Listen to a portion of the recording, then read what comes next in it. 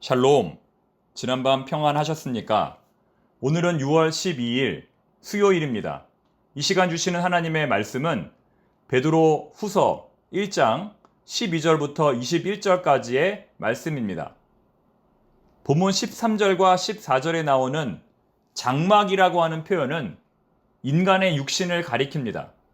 다시 말해 장막을 벗어난다는 표현은 이제 생명이 얼마 남지 않았다는 것입니다.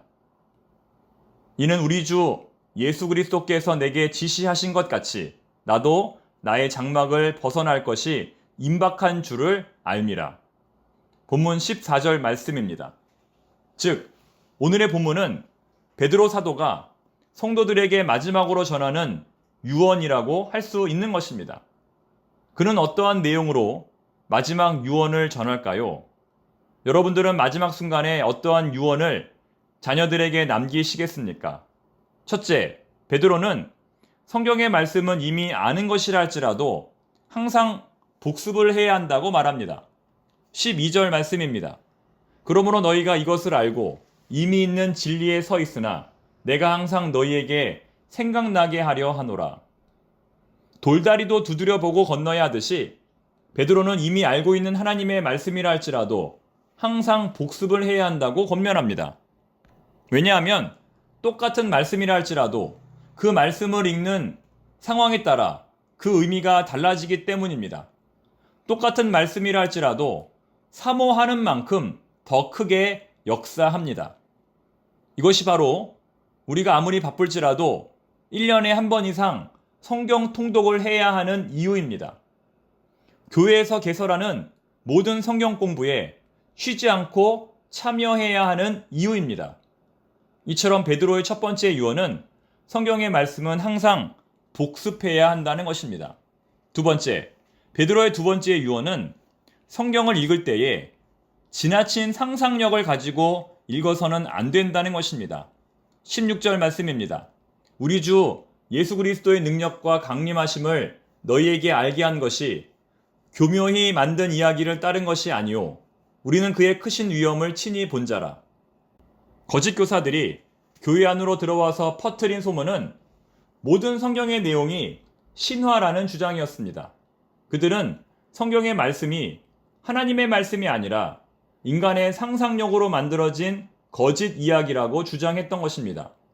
그러나 이에 대해서 베드로는 자신이 예수님의 12제자 가운데 수제자로서 예수님과 직접 동행하면서 목격했던 한 가지 사건을 진술합니다. 바로 변화산 사건입니다. 본문 17절, 18절 말씀입니다. 지극히 큰 영광 중에서 이러한 소리가 그에게 나기를 이는 내 사랑하는 아들이요 내 기뻐하는 자라 하실 때에 그가 하나님 아버지께 존귀와 영광을 받으셨느니라. 이 소리는 우리가 그와 함께 거룩한 산에 있을 때에 하늘로부터 난 것을 들은 것이라. 우리가 아는 대로 변화산에 올라갔던 예수님의 제자는 단 3명뿐이었습니다. 누구였습니까? 베드로, 야고보, 요한. 이 3명만이 예수님과 함께 이 사건을 목격했던 것입니다. 그러므로 이것보다 더 확실한 증거가 또 있을까요? 여러분, 우리도 마찬가지입니다. 우리가 성경의 말씀을 읽을 때에 상상력을 가지고 읽으면 그 내용이 더욱 풍성해집니다. 그러나 때로는 지나친 상상력이 우리의 신앙 성장을 가로막을 때가 있습니다. 그러므로 우리는 잘 모르는 성경의 말씀을 무리하게 추정하지 말고 이미 드러난 말씀만을 가지고 은혜를 서로 나눌 수 있기를 바랍니다. 마지막 세 번째, 그러므로 베드로는 성경의 모든 말씀은 성령의 감동으로 이해해야 한다고 말합니다. 본문 20절, 21절입니다. 먼저 알 것은 성경의 모든 예언은 사사로이 풀 것이 아니니 예언은 언제든지 사람의 뜻으로 낸 것이 아니오 오직 성령의 감동하심을 받은 사람들이 하나님께 받아 말한 것임이라. 디모데후서 3장 16절 모든 성경은 하나님의 감동으로 된 것으로 교훈과 책망과 바르게 함과 의로 교육하기에 유익하니. 여러분, 그렇습니다. 모든 성경은 하나님의 감동으로 쓰여진 책이기 때문에 오직 성령께서 조명해 주셔야만 그 뜻을 알 수 있습니다. 시편 119편 18절 내 눈을 열어서 주의 법에 기이한 것을 보게 하소서. 즉, 성경을 제대로 이해하려면 하나님 앞에 절대적인 겸손의 자세로 나아가야 한다는 것입니다. 특히 20절에 나오는 사사로이라고 하는 단어를 주목하여 보십시오. 먼저 할 것은 성경의 모든 예언은 사사로이 풀 것이 아니니, 이 단어를 뜻하는 헬라어 이디아스는 자기 자신의 라는 뜻을 가지고 있습니다.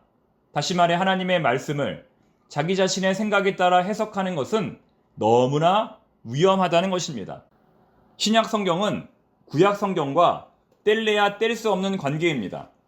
신약 성경을 기록한 기자들은 구약 성경에 능통한 사람들이었다는 것입니다.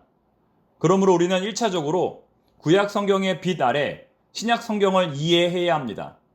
구약을 무시하고 신약 성경만 단독으로 보아서는 안 된다는 것입니다. 특히 요한계시록이 그렇습니다. 다음 주일에 묵상하게 될 요한계시록 11장의 내용은 에스겔서와 스가랴서의 내용을 전적으로 인용하고 있습니다. 그런데 유튜브에 올려져 있는 신천지에서 해석한 요한계시록의 내용을 보면 너무 엉뚱하고 말도 안 되는 내용들입니다. 요한계시록의 전체적인 흐름을 조금만 알아도 우리는 그것이 얼마나 잘못된 것인지 쉽게 분별할 수 있을 것입니다. 한 가지 예를 들어보겠습니다. 기본적으로 이단들은 국어 문법을 제대로 이해하지 못합니다. 내 마음은 호수요. 이것은 은유법입니다. 호수 같은 내 마음. 이것은 지구법입니다. 이 두 가지는 모두 내 마음과 호수를 비교하고 있습니다. 그런데 이단들은 이 문법을 제대로 이해하지 못해 내 마음과 호수를 동의어로 취급합니다. 그래서 내 마음이라고 하는 단어에 호수를 대입합니다. 그 결과 너무나 신비하고도 이상한 결론이 도출되는 것입니다. 실제 예를 한번 들어보겠습니다. 히브리서 12장 1절 말씀. 이러므로 우리에게 구름같이 둘러싼 허다한 증인들이 있으니. 이 말씀에는 구름같이 둘러싼 허다한 증인들이라고 하는 표현이 나옵니다. 여기서의 구름은 증인들이 많다는 의미로 사용되었습니다. 구름이 곧 증인은 아닙니다. 그런데 이단들은 구름이 곧 증인이다. 그래서 낮에는 구름기둥이라고 할 때의 구름도 증인이고, 예수님께서 구름을 타고 오신다라고 할 때의 구름도 증인입니다. 그래서 예수님은 구름을 타고 오신다고 했으니 신천지같이 많은 사람들에게 둘러싸인 인물이 바로 재림 예수라고 주장하는 것입니다. 이것은 한국 사람으로서 국어를 제대로 이해하지 못해 일어난 어처구니 없는 결과입니다. 이제 말씀 맺겠습니다. 오늘 설교의 제목은 베드로의 유언이었습니다. 베드로는 마지막 유언으로 우리 성도들이 하나님의 말씀을 제대로 이해하기를 원했습니다. 성령의 조명 아래 겸손한 마음으로 하나님의 말씀을 깊이 묵상하고 깨닫는 우리 모두가 되기를 바랍니다. 기도하겠습니다. 하나님 아버지, 오늘도 저희들에게 주님의 귀한 말씀을 들려주시니 감사합니다. 성경의 말씀을 날마다 바르게 깨닫는 저희들이 되게 하여 주옵소서. 베드로 전후서와 요한계시록의 말씀을 통하여 영적으로 더욱 무장되는 저희들이 되게 하옵소서. 아버지, 슬픔 당한 가정이 있습니다. 모든 장례 일정이 은혜 중에 마치게 하시고 유족들을 하늘의 소망으로 위로하여 주옵소서. 예수님의 이름으로 기도드립니다. 아멘.